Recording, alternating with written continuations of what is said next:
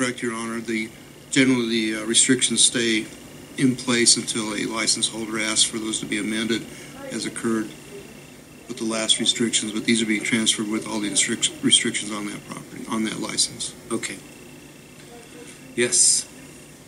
Even though it's transfer of definitely nothing to do with Roger Hessler or even the same location, that's not taken into consideration. And what kind of process will it take? Will it take public advertising, 3 readings, in order for those restrictions to go away?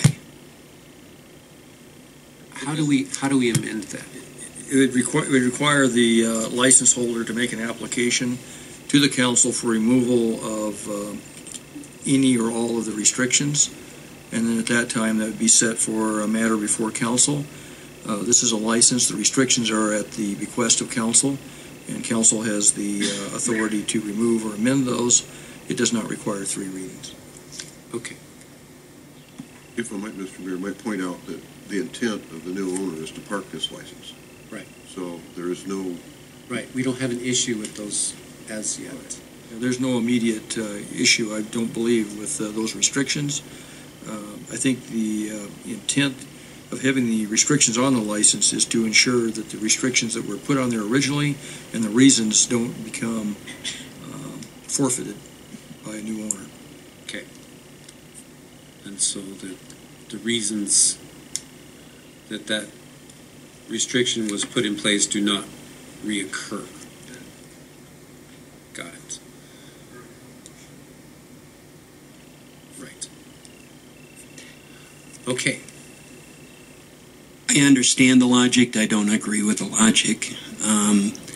Makes no sense to me why council would continue that, knowing that it's a totally different owner.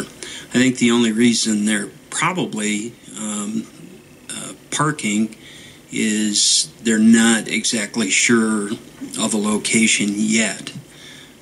But I would assume, and I would ask council when they do come back to remember it has nothing to do with Roger Hessler, and that was the main reason that those restrictions were placed on there. So I just find it a little cumbersome, but